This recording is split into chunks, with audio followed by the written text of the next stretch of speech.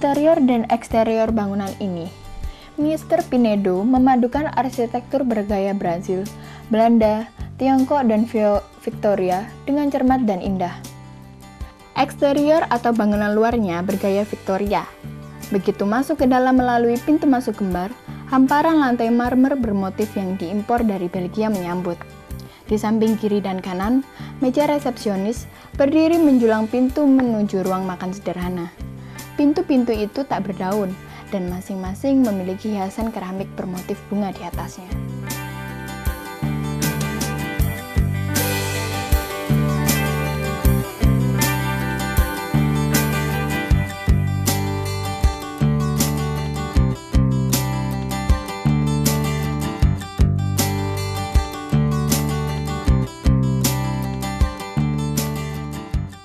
Kusen pintu terbuat dari kayu jepara. Begitu pula dengan ukiran yang melatari separuh dinding dan area saklar-saklar lampu, yang membuat unsur zaman dahulu semakin kental. Memasuki pintu menawan tersebut, saya melihat motif lain yang tak kalah indahnya dengan motif yang ada di lantai marmer.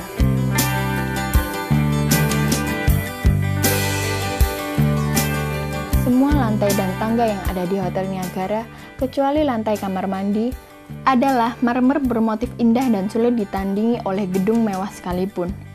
Seluruh pintu atau jalan masuknya memiliki hiasan kaca indah bermotif bunga yang sama, yang hanya bisa ditemukan di bangunan-bangunan peninggalan Belanda. Satu lagi keunikan Hotel Niagara ialah restoran atau ruangan makannya yang memiliki langit-langit menakjubkan.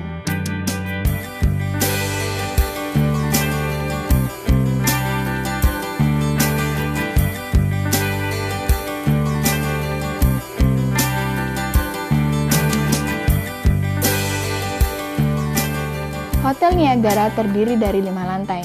Di lantai paling atas, kita akan temui sebuah ruangan terbuka yang luas. Dari sini, dapat kita saksikan pemandangan suasana Lawang dan sekitarnya yang indah. Jadi, pantas rasanya kalau peserta lawatan sejarah provinsi diajak ke sini.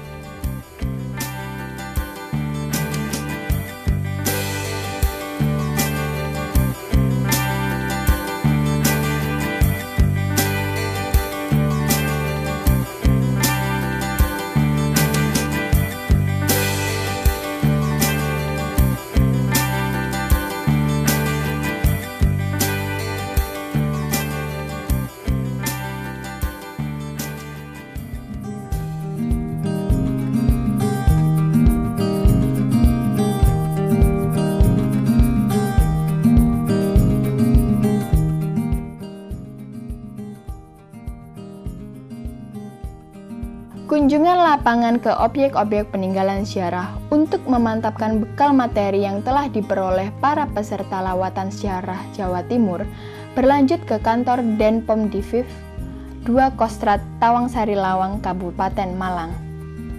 Divisi Infanteri 2 Kostrad merupakan satuan di bawah jajaran Kostrad yang memiliki tugas pokok membina kesiapan operasional satuan-satuan tempur di bawah komandonya agar senantiasa siap dihadapkan pada kemungkinan pelaksanaan tugas pada tingkat strategis. Markas Komando Divisi Infanteri 2 Kostrad berada di Jalan Raya Malang, Surabaya. Menempati sebuah bangunan kuno peninggalan Belanda di Lawang, Malang. Sebuah bangunan kokoh dengan arsitektur khas Belanda.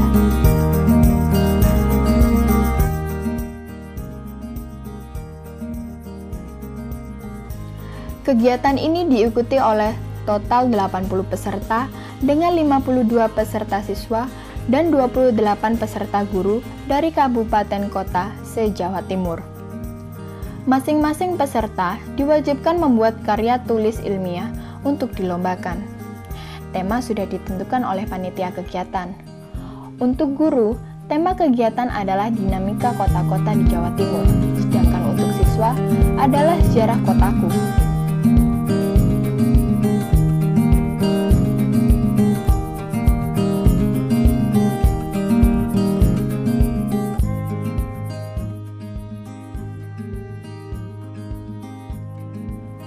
Dari hasil karya tulis ilmiah yang disampaikan oleh peserta, akan dipilih 27 siswa dan 5 guru untuk diikutkan di tingkat lebih tinggi, yakni regional.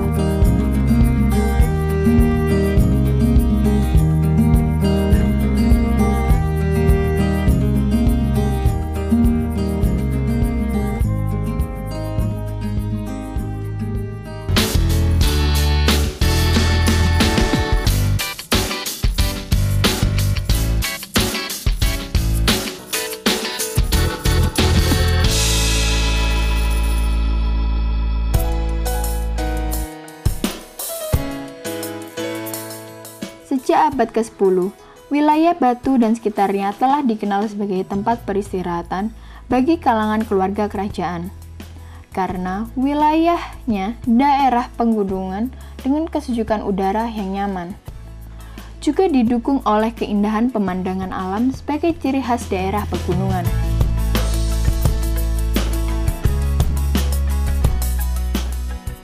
Sebagai sebuah daerah yang pernah ditinggali masyarakat Belanda, untuk waktu yang cukup lama, daerah Kota Batu tentu saja memiliki beberapa tempat yang merupakan peninggalan masyarakat keturunan Belanda ini. Beberapa bangunan memiliki sejarah yang cukup jelas dan masih digunakan hingga saat ini.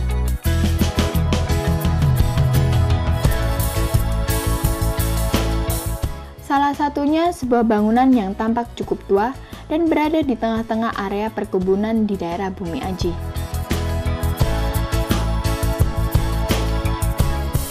Bangunan yang diketahui bernama Makam Dinger ini memang tampak cukup menonjol dan berdiri sendiri, serta tampak masih megah di tengah-tengah area perkebunan yang dingin dan berbukit-bukit. Bangunan ini diketahui merupakan museum atau sebuah kompleks makam milik keluarga Dinger. Hal ini diketahui berdasarkan sebuah pahatan yang tertera di bagian atas pintu bangunan ini, yang bertuliskan Graf Family Dinger, yang berarti makam keluarga Dinger. Di sebelah kiri dan kanan pahatan itu juga terdapat tulisan anno 1917, yang berarti tahun 1917 biasanya digunakan sebagai penanda tahun pembangunan atau mungkin juga tahun penguburan di museum itu. Sebagai sebuah museum, makam Dinger telah kehilangan fungsi utamanya, karena sudah tak ada lagi jenazah yang ada di dalamnya. Namun, sebagai bangunan cagar budaya, makam Dinger ini harus dipertahankan dari serangan-serangan tangan usil.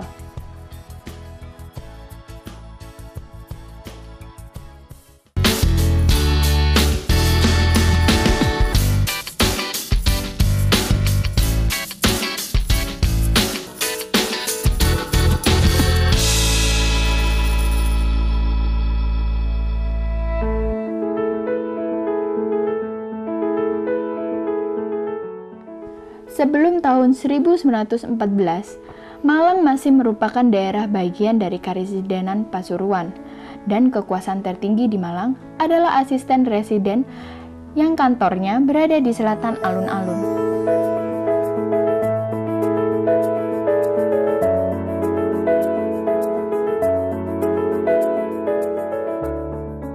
Setelah Kota Malang dinaikkan statusnya menjadi pemerintah kota, tanggal 1 April 1914, Kota Malang berhak memerintah daerah sendiri dengan dipimpin oleh wali kota.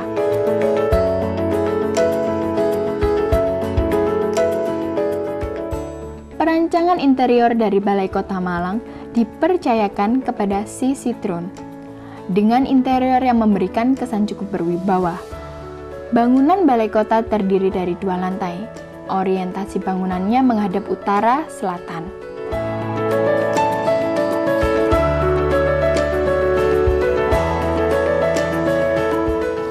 Bentuk utama dari denahnya sesuai benar dengan kehendak situasi yang harus mengarah ke lapangan JP Kun.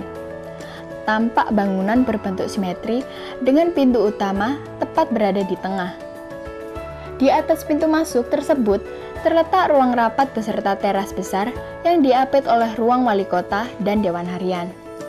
Semua lalu lintas harus melalui pintu utama. Dinas-dinas yang berhubungan dengan publik berada di lantai bawah.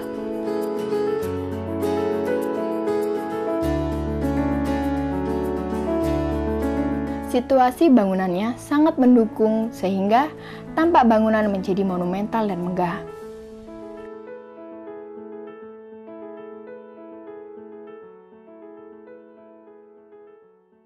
Lawatan Sejarah Jawa Timur.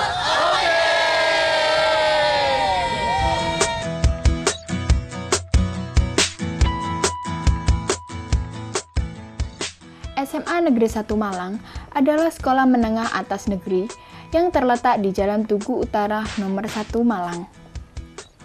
Sekolah ini terletak di dalam satu kompleks dengan stasiun Malang yang dikenal dengan sebutan SMA Tugu, bersama-sama dengan SMA Negeri 3 Malang dan SMA Negeri 4 Malang.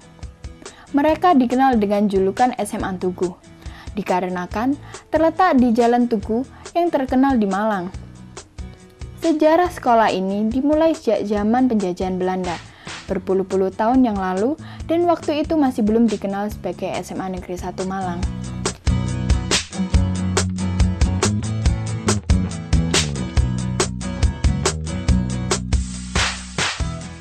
Sejak zaman penjajahan Belanda, Malang adalah salah satu kota di Indonesia yang memiliki sekolah lanjutan tingkat atas.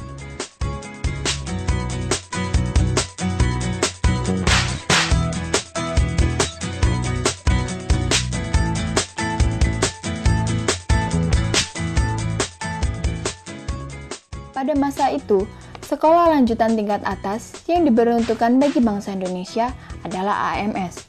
Sedangkan bagi bangsa Belanda dan Eropa disebut sebagai HBS.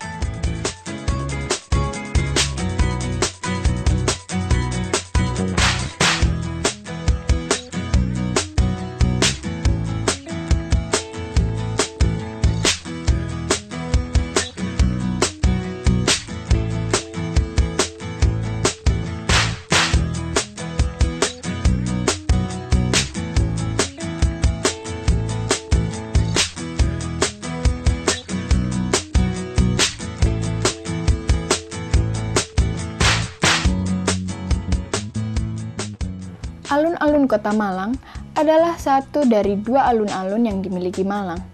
Alun-alun ini juga disebut dengan alun-alun Jami, karena letaknya tepat di depan Masjid Jami yang merupakan masjid kebanggaan warga Malang. Sedangkan alun-alun yang satunya lagi bernama alun-alun Bundar, karena memang bentuknya lingkaran dan alun-alun ini terletak tepat di depan balai kota. Alun-alun Kota Malang merupakan ikon Kota Malang yang juga sebagai tempat rekreasi yang tidak pernah sepi. Ada saja rombongan atau perorangan yang datang ke alun-alun ini. Mungkin karena letaknya yang strategis juga, tepat di jantung Kota Malang dan dikelilingi oleh berbagai pusat perbelanjaan terkemuka.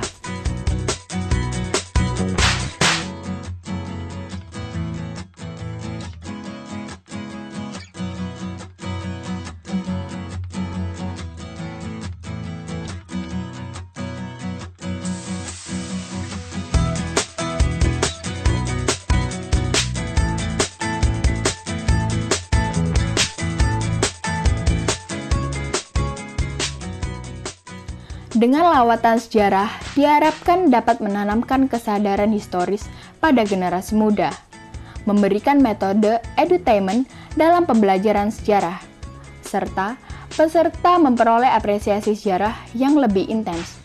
Semoga